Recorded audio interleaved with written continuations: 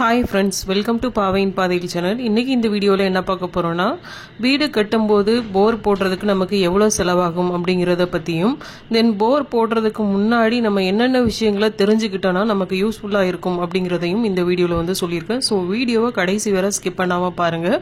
நாங்கள் என்னைக்கு போர் போட்டோன்னா, பூமி பூஜை போட்ட அன்னைக்கே வந்து போரும் போட்டுட்டோம். அன்னைக்கு வந்து வாஸ்து நாள் தான். நீங்கள் போர் போடுறதா இருந்தால் அன்னைக்கு நல்ல நாளா அப்படிங்கிறத பார்த்துட்டு போர் போடுறதுக்கு வந்து பிளான் பண்ணுங்கள். போர் போடுறதுக்கு முன்னாடி நீங்க வாங்கியிருக்க இடத்த வந்து ஒரு ஜேசிபி வச்சு செடி கொடிகள் எதுவும் இல்லாம வந்து ப்ராப்பரா கிளீன் பண்ணிக்கோங்க. நாங்க வந்து ஜேசிபி வச்சு தான் கிளீன் பண்ணோம்.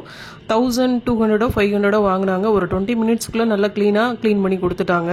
போர் போடுறது வடகிழக்கு திசையில, அதாவது ஈசானிய மூலையில தான் வந்து போடுவாங்க.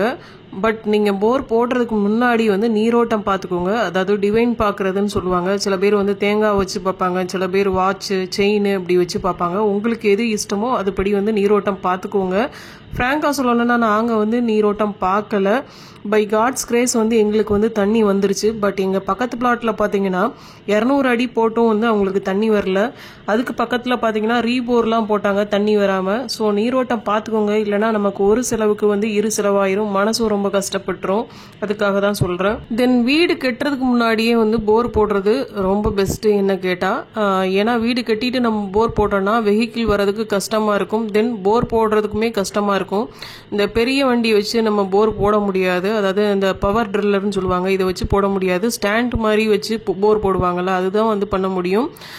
தென் அந்த போர் போடுற வைப்ரேஷனும் நம்ம கட்டின வீட்டுக்கு வந்து அந்த அளவுக்கு நல்லதில்லை. அதனால மேக்ஸிமம் வீடு கட்டுறதுக்கு முன்னாடியே வந்து போர் போடுறதுக்கு வந்து பிளான் பண்ணிக்கோங்க. போர்லேயே பார்த்தீங்கன்னா 4.5 இன்ச்சு போரு, 6.5 இன்ச்சு போரு, தென் 8 இன்ச்சு, 10 இன்ச்சு, 12 இன்ச்சு போர்லாம் வந்து இருக்குது. இதில் நம்ம ரெசிடென்ஷியல் பர்பஸ்க்கு யூஸ் பண்ணுறது பார்த்தீங்கன்னா இந்த 4.5 இன்ச்சு போரும் 6.5 இன்ச்சு போரும் தான்.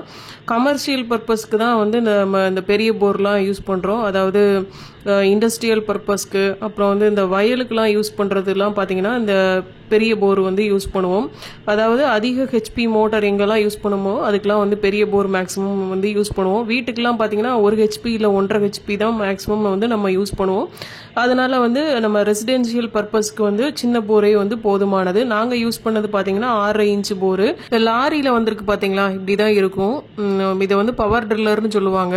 இது 4.5 இன்ச்சு போர்னா சின்ன வண்டியாக இருக்கும். அதை வந்து மினி ட்ரில்லர்னு சொல்லுவாங்க. அதுக்கு ஏற்ற மாதிரி காஸ்ட்டும் வந்து அதுக்கு கொஞ்சம் கம்மியாகும். இதுக்கு வந்து அதோட கொஞ்சம் காஸ்ட் வந்து ஜாஸ்தியாகும். போர் போடுற நம்ம இடத்துல வந்து கிரவுண்ட் வாட்டர் லெவல் அதிகமாக இருக்கிற பட்சத்தில் வந்து நமக்கு 4.5 இன்ச்சு போரே போதுமானது. அதை வச்சு மேக்ஸிமம் 300 அடி வரை நம்ம போர் போட்டுக்கலாம். அதுக்கு மேலே போகும்போது தான் வந்து நமக்கு பவர் ட்ரில்லர் தேவைப்படும். அதை வச்சு நம்ம 1000 அடி வரை மேக்ஸிமம் வந்து போர் போட்டுக்கலாம். போர் போடுறதுக்கு முன்னாடி உங்கள் பக்கத்து வீட்டுக்காரங்க கிட்டேயோ இல்லை பிளாட்காரங்க கிட்டேயோ அவங்களுக்கு எத்தனை அடியில் தண்ணி வந்தது அப்படிங்கிறத வந்து விசாரித்து வச்சுக்கோங்க.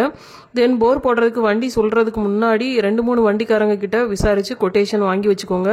அதுக்கு ஏற்ற மாதிரி பிளான் பண்ணி வந்து நீங்கள் டிசைட் பண்ணுங்கள். நாங்கள் வந்து 6.5 இன்ச்சு போர் தான் போட்டோம். ஏன்னா ஃபியூச்சரை கன்சிடர் பண்ணியும் தென் அவுட்டர் கிளியராக இருக்கணும் அப்படிங்கிற ரீசன்னாலேயும் தான் பவர் டில்லர் வந்து சூஸ் பண்ணோம். போர் போடுற காஸ்ட் பார்த்தீங்கன்னா ஒரு அடிக்கு வந்து இவ்வளவு அப்படின்னு சொல்லிட்டு வாங்குவாங்க. ஸோ நமக்கு எத்தனை அடியில் தண்ணி வருது அப்படிங்கிறத பொறுத்து அது வேரி ஆகும். தென் எத்தனை இன்ச்சு போர் வந்து சூஸ் பண்ணுறோம் அதை பொறுத்தும் வந்து வேரி ஆகும். போர் போடுற டெப்த்துக்கு ஏற்ற மாதிரி பிவிசி பைப்ஸ் வந்து உள்ளே இறக்குவாங்க. மண் வந்து நம்ம போரை மூடாமல் இருக்கிறதுக்காக இந்த பிவிசி பைப்ஸ் வந்து ஹாட் சாண்ட் வரை வந்து உள்ளே இறக்குவாங்க. இந்த பிவிசி பைப்ஸோட காஸ்ட்டும் சேர்ந்து ப்ளஸ் அந்த ட்ரில்லிங் காஸ்ட், இது ரெண்டும் சேர்ந்து தான் வந்து நமக்கு போர் போடுற செலவாகும். நீங்கள் 4.5 இன்ச்சு போர் சூஸ் பண்ணுறீங்கன்னா ஒரு அடிக்கு வந்து 50 ரூபா டு 55 ரூபா வரை வாங்குவாங்க. இது ஒவ்வொரு ஏரியாவை பொறுத்தும் வந்து டிஃபர் ஆகும். தென் ஒவ்வொரு 100 அடிக்கும் பார்த்தீங்கன்னா 10 ரூபா இன்க்ரீஸ் ஆகும். அதாவது முதல் 100 அடிக்கு 55 ரூபா வாங்குறாங்கன்னா அடுத்த 100 அடியிலேருந்து 200 அடி வரை 65 ரூபா வாங்குவாங்க. அடுத்த 300 அடி வரை 75 ரூபா வாங்குவாங்க. அப்படி இப்போ 10 ருபீஸ் வந்து இன்க்ரீஸ் ஆகிட்டே போகும். இது நீங்கள் ஒரு 6.5 இன்ச்சு போர் சூஸ் பண்ணுறீங்கன்னா அதுக்கு மினிமம் வந்து ஒரு அடிக்கு 80 ரூபா வாங்குவாங்க. இது ஏரியாவை பொறுத்து டிஃபர் ஆகுறதுனால எங்கள் ஏரியாவில் வந்து நாங்கள் போட்டதுக்கு ஒரு அடிக்கு எங்களுக்கு 90 ரூபா வந்து சார்ஜ் பண்ணாங்க.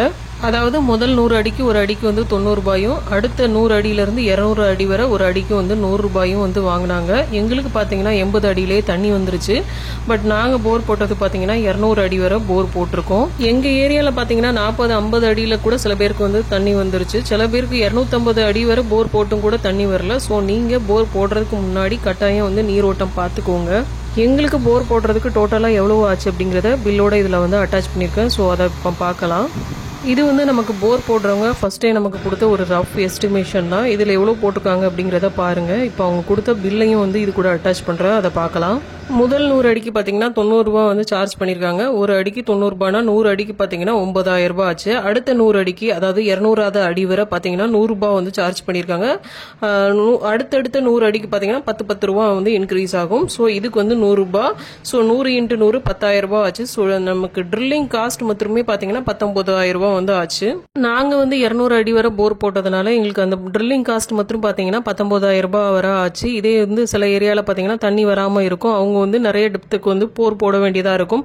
ஸோ அந்த போர் போடுற அடி வந்து இன்க்ரீஸ் ஆக இந்த ட்ரில்லிங் காஸ்ட் வந்து ஆப்வியஸாக இன்க்ரீஸ் ஆகும். அடுத்தது நம்ம போடுற போரில் வந்து மண் வந்து சரியாமல் இருக்கிறதுக்காக உள்ளே வந்து அந்த போர் போடுற டெப்த்துக்கு ஏற்ற மாதிரி வந்து பிவிசி பைப் வந்து ஹார்ட் சாண்ட் வரை வந்து சென்ட் பண்ணுவாங்க. அதுக்கு வந்து எவ்வளோ ஆச்சு அப்படிங்கிறத வந்து பார்க்கலாம். ஃபர்ஸ்ட் பார்த்தீங்கன்னா 10 இன்ச் பிவிசி பைப் வந்து 37 அடி வரை இறக்கியிருக்காங்க. ஸோ அதுக்கு ஒரு அடிக்கு பார்த்தீங்கன்னா 485 ரூபா வந்து சார்ஜ் பண்ணியிருக்காங்க. ஸோ இந்த 10 இன்ச் பிவிசி பைப்புக்கு மட்டுமே பார்த்தீங்கன்னா 17,945 ரூபா ஆச்சு. அதுக்கு அடுத்தது 7 இன்ச் பிவிசி பைப்பு 80 அடி வரை இறக்கியிருக்காங்க. அதுக்கு ஒரு அடிக்கு பார்த்தீங்கன்னா 295 ரூபா வந்து காஸ்ட் சார்ஜ் பண்ணியிருக்காங்க. ஸோ இந்த 7 இன்ச் பிவிசி பைப்புக்கு மட்டும் பார்த்தீங்கன்னா 23,600 ரூபாய் வந்து சார்ஜ் பண்ணியிருக்காங்க. அடுத்தது பார்த்தீங்கன்னா 5 இன்ச் ஸ்லாட் பைப்புன்னு சொல்லுவாங்க. பைப்ஸில் பார்த்தீங்கன்னா ஹோலாக இருக்கும். இந்த பைப்பு பார்த்தீங்கன்னா 200 அடி வரை நம்ம போர் போடுற ஃபுல் டெப்த்துக்கும் இறக்கியிருக்காங்க. இதுக்கு ஒரு அடிக்கு 195 ரூபா வந்து சார்ஜ் பண்ணியிருக்காங்க. ஸோ டோட்டலாக இந்த 5 இன்ச் ஸ்லாட் பைப்புக்கு மட்டும் பார்த்தீங்கன்னா 39,000 ரூபாய் ஆயிருக்கு. ஸோ இது தவிர வந்து அவங்களுக்கு பேட்டா பைசான்னு வந்து கொடுக்கணும், அது ஒரு 1,500 ரூபா. ஸோ இது எல்லாத்தையும் சேர்த்து எங்களுக்கு 1,01,045 ரூபா வந்து ஆச்சு. இதில் பார்த்தீங்கன்னா நாங்கள் வண்டி புக் பண்ணும்போதே அட்வான்ஸ் அமௌண்ட் வந்து ஒரு 5,000 கொடுத்தோம். அதை வந்து இந்த அமௌண்ட்ல இருந்து மைனஸ் பண்ணிக்கிட்டாங்க. ஸோ இந்த ஏரியாவில் இருக்க நீங்கள் உங்கள் யாருக்காவது வந்து போர் போட வேண்டிய தேவை இருந்தாலோ தென் இந்த ரேட் வந்து ரீசனபிள் அப்படின்னு உங்களுக்கு தோணினாலும் அந்த அண்ணா வந்து காண்டாக்ட் பண்ணுங்க, வந்து உங்களுக்கு வந்து போர் போட்டு கொடுப்பாங்க. அந்த அண்ணா நல்லா டைப்பும் கூட. போர் போடும்போது பார்த்தீங்கன்னா கொஞ்சம் திக்குன்னு தான் இருந்தது. தண்ணி வருமோ வராதோ அப்படிங்கிற ஒரு பயம், நீரோட்ட வேற பார்க்கல, அதனால. பட் தண்ணியை கண்ணில் பார்த்தோன்னே பார்த்தீங்கன்னா மனசுக்கு ஒரு சந்தோஷம், நமக்கும் கூட லக் இருக்குது அப்படிங்கிறத நான் அப்போ தான் வந்து நம்பினேன். போர் போடும்போது அன்றைக்கி உட்காந்து பார்க்கும்போது தான் தெரியுது போர் போடுறவங்களுக்கு எவ்வளோ ஒரு கடினமான வேலைகள் இருக்குங்கிறது. அவங்களெல்லாம் பார்க்கும்போது உண்மையிலேயே எனக்கு மனசுக்கு ரொம்ப கஷ்டமாக தான் இருந்தது. பணத்துக்காகவும் சாப்பாட்டுக்காகவும் ஒரு மனுஷன் எவ்வளோ ஒரு கடினமான வேலைகளெல்லாம் செய்ய வேண்டியது இருக்குது அப்படிங்கிறத பார்த்தேன். நமக்கு இருக்க கஷ்டம்லாம் ஒரு கஷ்டமே இல்லை அப்படிங்கிறத அவங்கள பார்க்கும்போது எனக்கு அன்றைக்கி தோணுச்சு. அவுட் ஆஃப் டாபிக் போகிறேன்னு நினைக்கிறேன். ஸோ பவர் ட்ரில்லர் அப்படிங்கிற போய் எங்களுக்கு வேலை கிட்டத்தட்ட பார்த்தீங்கன்னா ஒரு அரை நாள்லேயே முடிஞ்சிட்டு, இது மினி ட்ரில்லர் அப்படின்னாலோ இல்லை ஹேண்ட் ட்ரில்லிங் அப்படின்னாலோ இல்லை வேறு மெத்தடில் வந்து நீங்கள் போர் போட்டாலும் உங்களுக்கு வந்து டைம் கன்சம்ஷன் வந்து அதிகமாக இருக்கும். தென் வந்து உங்களுக்கு தண்ணி கிடைக்கிற ஆழத்தை பொறுத்தும் இந்த டைம் கன்சம்ஷன் வந்து கொஞ்சம் வேரி ஆகும். ஸோ அதையும் வந்து நீங்கள் பார்த்துக்கோங்க. தென் நாங்கள் அன்றைக்கி போர் போட்டு தண்ணி வந்ததும் பார்த்தீங்கன்னா காக்கா குருவிலாம் வந்து தண்ணி குடிச்சது, காணாதுக்கு மாடு கண்ணுக்குட்டி ஆட்டுக்குட்டி எல்லாம் கூட்டமாக திப்புன்னு வந்து தண்ணி குடிச்சது. அந்த டைமில் எனக்கு வீடியோ எடுக்கணும்னு தோணவே இல்லை. ஏன்னா ஏதோ ஒரு சென்டிமெண்டலாக நான் ஃபீல் பண்ணேன். அப்படிப்பட்ட ஆள் கிடையாது நான்.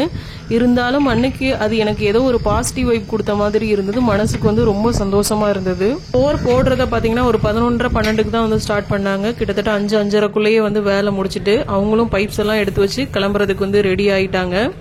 ஃபைனலாக பார்த்தீங்கன்னா அந்த தீயெல்லாம் வச்சு பைப் ஏதோ மடக்கி விடுறது அப்படின்னு சொல்லி பண்ணிட்டு இருந்தாங்க. நாங்கள் வந்து கேப் போட்டு மூடலை. அங்கே பக்கத்தில் இருந்த சிமெண்ட் சாக்கை தான் வந்து டெம்பரவரியாக அதில் அந்த பைப்போட எண்டில் போட்டு முள்ளையும் போட்டு வச்சுட்டு அன்னைக்கு வந்து கிளம்புனோம். அதையும் வந்து இதில் அட்டாச் பண்ணுறேன் பாருங்கள். போர் போட்டு முடிச்சதுக்கப்புறம் இப்படி தான் இருந்தது. பக்கத்தில் இருந்த சில முள்ளெல்லாம் எடுத்து போட்டு வச்சோம். ஏன்னா ஆடு மாடு எதுவும் போய் உரசுறேன் அப்படின்னு சொல்லி பைப்பை உடச்சிடக்கூடாது அப்படிங்கிறதுனால. அடுத்த வீடியோவில் வந்து நாங்கள் என்ன மோட்டார் போட்டோம் அப்படிங்கிறத பற்றியும் அதுக்கு எவ்வளோ செலவாச்சு, தென் இபி கனெக்ஷன் வாங்கினதை பற்றியும் அதுக்கு எவ்வளோ செலவாச்சு அப்படிங்கிறத பற்றியும் வந்து போடுறேன். ஸோ யாரும் தப்பாக எடுத்துக்கிடாதீங்க. நீங்கள் கேட்ட வீடியோஸ் வந்து நான் போடலைன்னு சொல்லிட்டு சில குடும்ப சூழ்நிலைகள் காரணமாக என்னால் வந்து வீடியோஸ் ரெகுலராக போட முடியல. கூடிய சீக்கிரம் நீங்கள் கேட்ட எல்லா வீடியோஸையும் 1 by 1 நான் போடுறதுக்கு வந்து ட்ரை பண்ணுறேன்.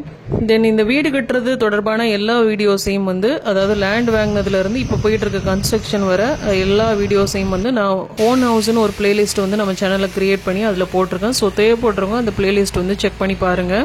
இந்த வீடியோ உங்களுக்கு யூஸ்ஃபுல்லாக இருந்ததுன்னா லைக் பண்ணுங்கள். உங்கள் ஃப்ரெண்ட்ஸ் யாராவது வீடு கட்டுற பிளான் இருக்குன்னா அவங்களுக்கு இந்த வீடியோஸ் வந்து ஷேர் பண்ணுங்கள். அண்ட் மறக்காமல் சப்ஸ்கிரைப் பண்ணிடுங்க. Thank you. See you soon in another video. Until then, bye. Take care.